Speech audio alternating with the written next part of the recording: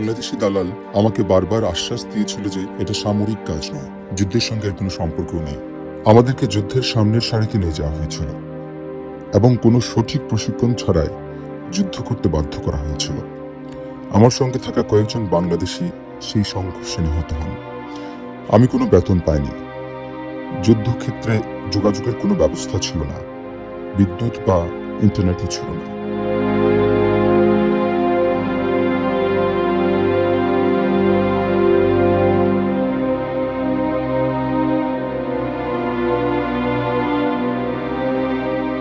আমার ছেলেকে যুদ্ধ করতে ইউক্রেনে নিয়ে যাওয়া হয়েছিল। কি ঘটবে সে তা ভালোভাবে না জেনে কিছু কাগজে সই করেছিল। আমরা ঋণ করে তাকে বিদেশে পাঠিয়েছিলাম, আর এখনো সেই ঋণ শোধ করতে পারিনি।